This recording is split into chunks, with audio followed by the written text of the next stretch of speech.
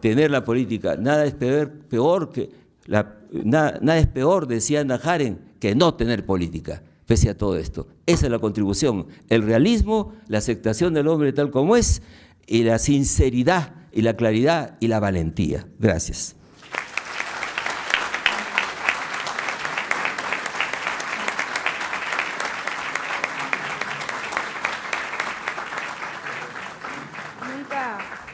Nunca nos dejan de sorprender las excelentes clases magistrales del doctor Neira. Y a continuación, el periodista especializado en opinión política, el doctor Ricardo Vázquez Kunze. Gracias. Señor presidente Alan García Pérez, señor Hugo Neira, señor Carlos Meléndez, señores, señoras y amigos del Instituto de Gobierno y Gestión Pública de la Universidad San Martín de Porres. Primero lo primero. Mi agradecimiento por la gentil invitación del presidente García, así como la benevolencia de mis colegas de mesa, eruditos en ciencias políticas y sociales, por invitarme y escuchar a alguien que, sin duda, como abogado y periodista del día a día, no tiene los inmensos horizontes académicos que se requieren para disertar sobre la vigencia de un titán del pensamiento político moderno como Nicolás Maquiavelo y su obra más conocida y controvertida, El Príncipe, a 500 años de su autoría. Trataré pues que esta inmerecida cortesía y paciencia de mis colegas sea defraudada lo menos posible, en honor al respeto y admiración que siento por ellos, así como al del exquisito público aquí presente. He de confesar que mis modestos emprendimientos académicos siempre han empezado por el impacto de una frase muchas veces aprendida al azar. Esta suele darme vueltas en la cabeza y, sin abandonarme, me conduce por los dominios de una obsesiva reflexión al cual asisten, agolpándose sin invitación, batallones de lecturas dormidas y olvidadas en algún lugar de la memoria, sin distinción de rango intelectual alguno. Todo sirve para, finalmente, alumbrar una corazonada que, y ese es ya mi oficio de analista político y periodista, se articulará en una idea que siempre, en mi caso, buscará un ángulo distinto, aunque muy discreto, al que suelen abordarse los problemas. Es obvio que luego de 500 años desde que en San Cachiano Maquiavelo diera a luz El Príncipe, solo unas mentes portentosas como las de un Hans Baron, Felix Gilbert, Harvey Mansfield o John Pocock en el siglo XX pueden, junto con aquellas que las han precedido en los siglos pasados, decir algo verdaderamente nuevo sobre el pensamiento de Nicolás Maquiavelo. Tampoco hubiera sido útil de mi parte, para los fines de esta brevísima disertación, concentrarse en comentar los principios de acción política concretas del Príncipe, que, sin duda, son lo más apasionante que expone Maquiavelo en su tratado para hacerse del poder y conservarlo en un Estado. Digo esto porque es evidente que esas acciones estarán 1.000.000 de veces mejor comentadas y analizadas por el político que 2 veces ha sido investido con las insignias del mando supremo de la República y que, obviamente, es un maestro en esas lides. Así las cosas, el eje de mis reflexiones sobre El Príncipe se asienta en esta significativa frase. Muchos han imaginado repúblicas y principados que nunca han sido vistos o conocidos en la realidad, debido a que hay tal distancia entre la manera como uno vive y la manera como uno debiera vivir, que el que descuida el estudio de lo que se hace por el estudio de lo que debiera hacerse, aprende lo que conduce a su ruina, más que a lo que conduce a su preservación. El Príncipe, capítulo 15. Lo primero que atrajo mi atención aquí no fue la poderosa lección política que Maquiavelo expresa en esta máxima, sino más bien la diferencia que pone en evidencia entre lo que debe ser y lo que es, relacionada, además, con el estudio, es decir, con el conocimiento. En el hecho de que siendo yo abogado y familiarizado en alguna medida con el pensamiento jurídico, esta diferencia entre lo que debe ser y lo que es, la tengo yo muy presente, porque es el meollo del argumento por el cual Hans Kelsen emancipa al derecho de cualquier pretendida fórmula iusnaturalista, demostrando que derecho y naturaleza son incompatibles. En efecto, hay una insalvable diferencia de aprehensión epistemológica entre las leyes que regulan la conducta de los hombres, expresadas en normas como aquellas del derecho y la moral, con las leyes que rigen las fuerzas de la naturaleza. Así, las normas morales o jurídicas expresan y se expresan mediante el enunciado de un deber ser. Es decir, la conducta de los hombres puede ser como sea, según su naturaleza, pero debe ser del modo según lo disponga una norma jurídica o moral.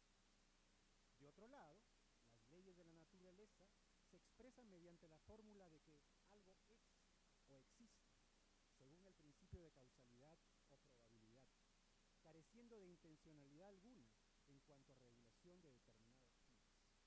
En síntesis, para que quede bien claro, unas regulan y las otras rigen. Dicho esto, solo cabe maravillarse de que el razonamiento que sustentó Hans Kelsen a principios del siglo XX para emancipar al derecho del objeto de conocimiento de otras disciplinas del saber, como la naturaleza, la moral, la sociología y la ideología, tan en boga entonces, haya sido perfilado con tanta claridad por Maquiavelo en El Príncipe 400 años antes, pues la teoría pura del derecho de Kelsen es de 1911.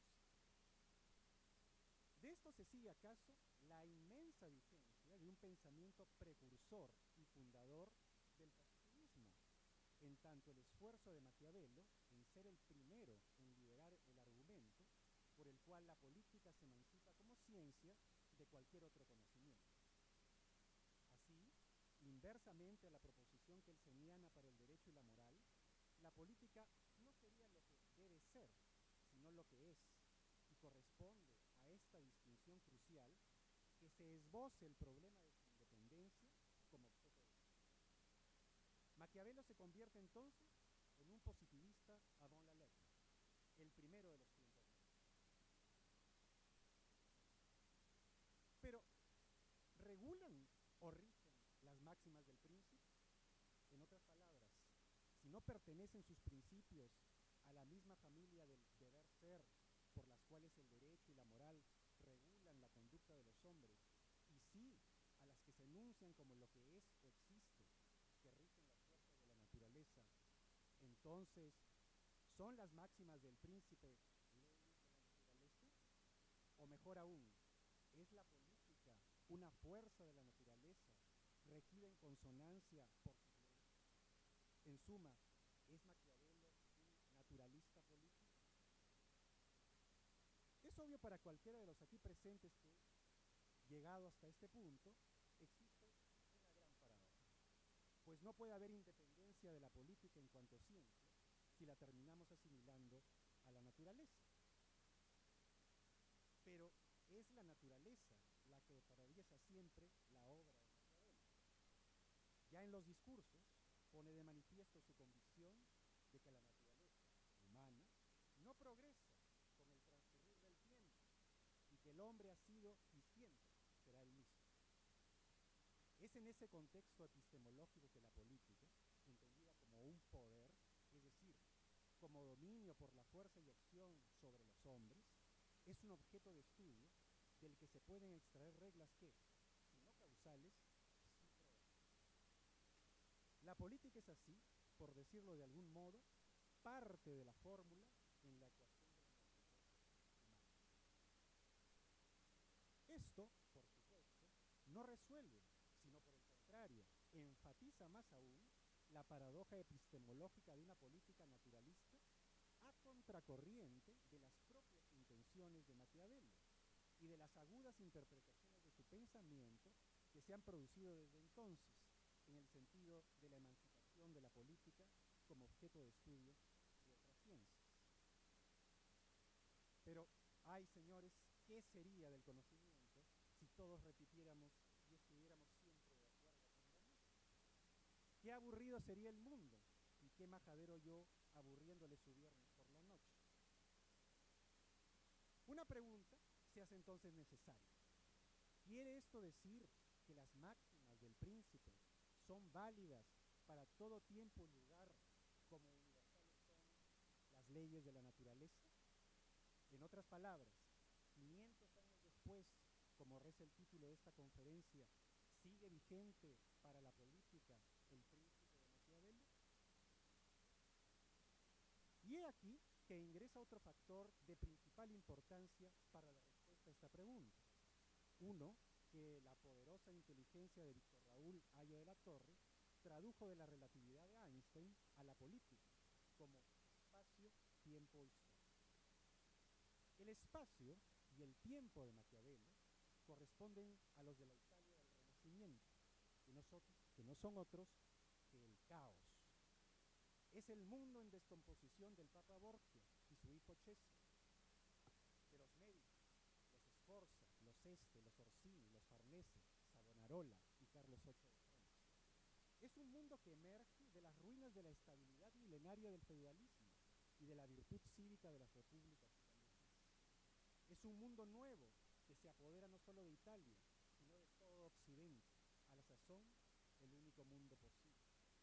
Es, en suma, un poderoso terremoto político y cultural dominado por la arrasadora fuerza de la innovación.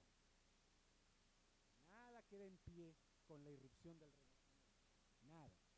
Y la religión, última bastión de la estabilidad política y moral del mundo conocido, terminará quebrada con el cisma de Lutero y las guerras consecuentes que desangrarán Europa. Es en ese y para ese mundo que Maquiavelo consigue el príncipe. Es bien sabido por cualquier diletante en Maquiavelo que el florentino es un firme partidario de las virtudes republicanas y de esa forma de gobierno. El príncipe es la excepción. Con este, y esa es mi tesis, irrumpe la naturaleza en la política. Y volvemos pues a la naturaleza, esto es, al dominio de lo que es, no de lo que debería ser. Esta se expresa en política a través de lo que Maquiavelo concibe como la fortuna. Y la fortuna no es otra cosa que las leyes de la probabilidad, que no son más que leyes de la naturaleza. Así, en el caos se eclipsa por completo la estabilidad política, cuyo correlato es la virtud, según la entiende Maquiavelo, y se abre la puerta para que ese caos libere a las fuerzas de la naturaleza humana, es decir, aquella que nunca cambia y que puede traducirse en la fórmula freudiana homo homini lupus. El príncipe, pues, es el ariete contra la naturaleza en la política. Y he aquí otra paradoja del libro de Maquiavelo, pues para combatir y reducir a la naturaleza, es decir, para combatir y reducir a la fortuna, a su mínima expresión, la política ha de concebirse en el estudio y la acción según las leyes que rigen la propia naturaleza humana. Así, la virtud, antes fuerza moral para la acción en un mundo estable, se transforma en otra fuerza de la naturaleza, ajena a cualquier devenir moral, única capaz de abatir el reinado de la fortuna y trastocar el caos por estabilidad. De esta particular circunstancia se sigue la universalidad del príncipe bajo la condición del imperio de la fortuna. En otras palabras, solo en un mundo atrapado por la contingencia del caos, el príncipe cobra vigencia en el poder y el hacer. Contrario sensu, el príncipe no puede tener cabida alguna en un mundo signado por la estabilidad de la virtud, en donde ésta gobierna ya no como una fuerza de la naturaleza, sino como un poder moral apoyado en el consenso sobre una visión de la vida y el mundo. Y he aquí la paradoja final. Si las leyes de la naturaleza humana no rigen ese mundo signado por la estabilidad de la virtud,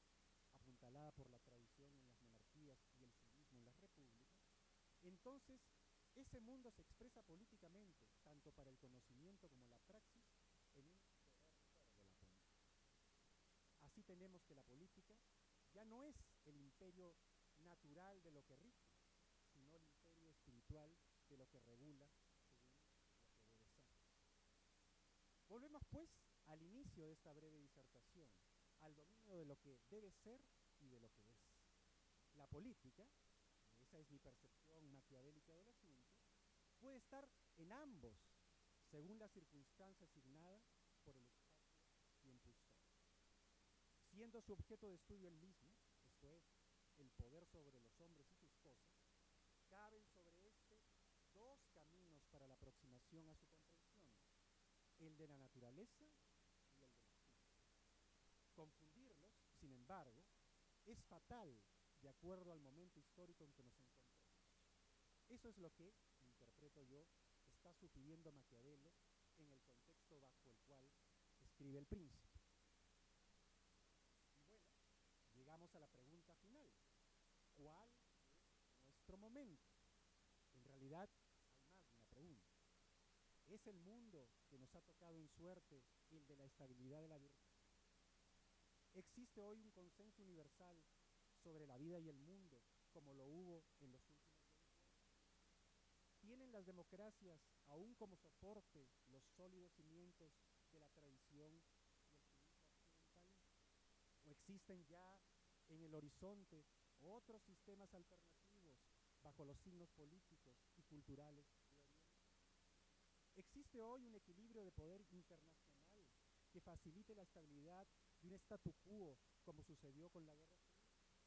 ¿Es la ONU el legítimo pilar del orden mundial? ¿Voy a la economía del mundo y hay consenso sobre su sistema? Y lo más importante de todo, ¿no es acaso la innovación tecnológica sin pausa el signo de nuestros tiempos? Y si esto es así, como dice John Pocock, ¿es la innovación la puerta abierta para la inestabilidad e inseguridad general? En otras palabras, ¿algún día volverán a abrirse las anchas alamedas por las que paseará ya no el hombre libre, sino el príncipe? ¿O es que el príncipe es el hombre libre? Ese es, creo yo, el gran problema de nuestro tiempo. Un problema ineludible que sinceramente nosotros, los pequeños mortales, no quisiéramos que termine con la cínica respuesta de Manuel Sillés cuando le preguntaron, ya anciano, qué hizo durante la terrible época de la Gran Revolución. Y este apellido, sobrevivió. Muchas gracias.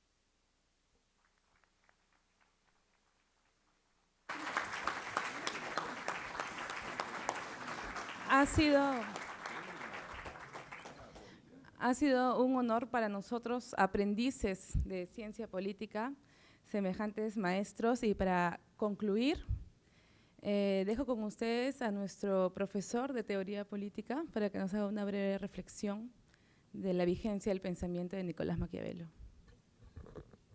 Más que una vigencia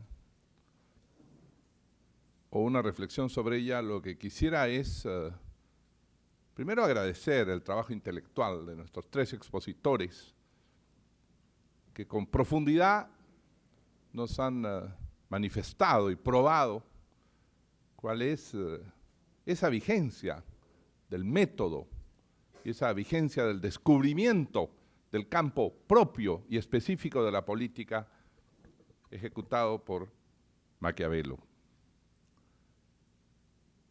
Ha dicho el profesor Neira que la vigencia de Maquiavelo está en el rescate del concepto del hombre, que con sus pasiones, que con sus envidias, sus odios, sus conflictos, se mantiene idéntico a lo largo de la historia, con contenidos distintos para ellos, pero idéntico. Y esa es, en efecto, la maravillosa riqueza del espíritu humano, de la historia y de la política, que, como se dijo en un momento, sería muy aburrida la vida sin ella, por lo menos para algunos.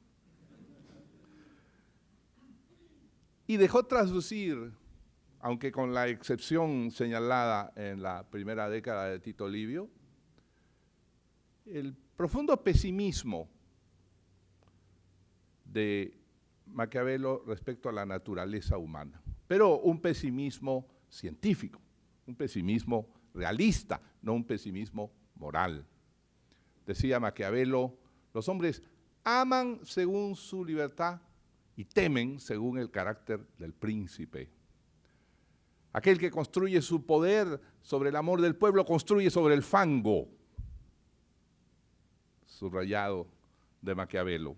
Hay un pesimismo social y sin embargo el profesor Hugo Neira, al reflexionar sobre la religión de la que fue claro adversario Nicolás Maquiavelo, al terminar con el reino del deber ser al que se ha referido Ricardo Vázquez Kunze, jugaba con una imagen a la que hay que dar tal vez un nuevo giro adicional. Decía, si proponemos a una persona homosexual casarse con 3 mujeres, una de ellas responderá, él en este caso, podría ser ella también, responderá con ninguna. Yo digo, cuidado, en ese tiempo respondería, si alguna de ellas cambia de opción sexual, podría casarme. Y en este caso la Iglesia, usted ve, también está cambiando sus opciones para maridarse con algunos gobiernos y estados. Ha dicho, desde su vocación de estudioso de campo, Carlos Meléndez, un tema que dejo en la preocupación de todos ustedes, porque insistió por 3 veces en él y se ve que es uno de sus puntos.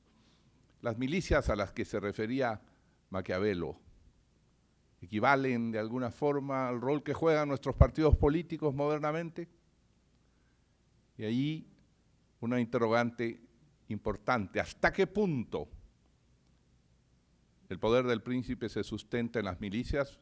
Pero advierte, recordando a Maquiavelo, que no hay poder más efímero que el del príncipe que se construye sobre una milicia mercenaria, dispuesta siempre a traicionar. Y no hay poder más efímero de un gobernante que se construye sobre un partido de mercenarios. La respuesta es clara. Ricardo Vázquez Kunze ha planteado una suerte de aporía, hablo de problema del conocimiento en el sentido de Zenón de Lea, casi insoluble. Ha planteado una suerte de justnaturalismo posmoderno, haciendo una parábola sobre cómo volvemos de la naturaleza de las cosas externas a la naturaleza del ser humano, para la cual sí puede existir un deber ser que no es el deber ser agustiniano de la moral religiosa, sino el deber ser de los objetivos que la política se plantee. Las 3 exposiciones, en verdad, han restituido el altísimo nivel que tiene Maquiavelo el científico y han demostrado la profunda vigencia que él mantiene. Porque Maquiavelo, traído a términos modernos de análisis sistémico, es enormemente rico. Su riqueza original es haber descubierto el hecho político, lo que él decía, la verità effettuale de la cosa, cada tema, sin preguntarse el conjunto moral y los objetivos. Y frente a esa verità effettuale del fato, él decía, no soy juez, sino testigo. Es decir, no juzgo. Soy solamente testigo de la eficacia de cada uno de esos actos. Y esto parece que de pronto hubiera dispersado el conjunto de la sociedad en una miriada de hechos. Como algunos piensan, se puede dispersar el conjunto social en átomos e individuos. Y sin embargo, el mismo Maquiavelo nos replantea que a pesar de este análisis concreto, no cae en el empirismo de un hecho concreto, sino que lo trata siempre sistematizado dentro del conjunto de relaciones que las cosas guardan entre sí. Por ejemplo, cuando él dice, es fácil conquistar un principado nuevo, pero es difícil guardarlo. En cambio, es difícil conquistar un principado hereditario, pero es fácil de guardar porque están acostumbrados a la obediencia. Y termina diciendo maravillosamente, es fácil conquistar una república, pero es imposible mantenerla por el desorden total que ello implica porque todos participan. Lo que está diciendo es que cada hecho en apariencia igual, conquistar, tiene una consecuencia derivada del conjunto. Y lo que nos está es reponiendo el concepto de sistema al lado del fato concreto, de la verità effettuale, de la cosa única y sola.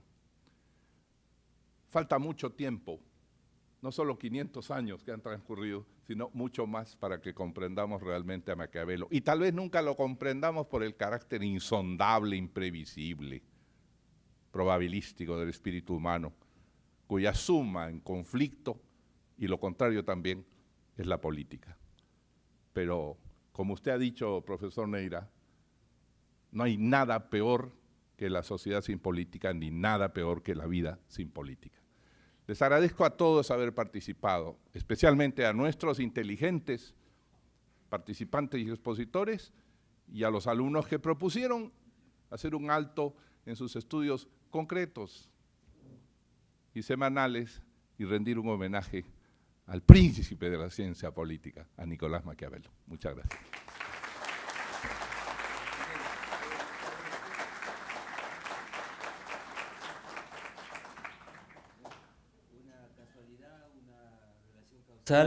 Una revista francesa para lo mismo, para celebrar, dice, el enigma Maquiavelo. Seguiremos pensando en Maquiavelo y nos dirá cosas distintas en cada época. El enigma Maquiavelo. Muchas gracias.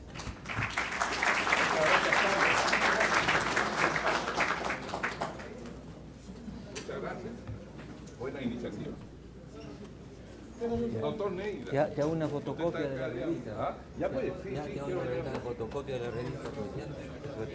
Muy bien, Muchas gracias. ¿Ah? he cortado el pelo solamente. Muy bien, muy interesante. El texto, publíquelo. Publíquelo. Sintetice algunas partes que atañen a esto.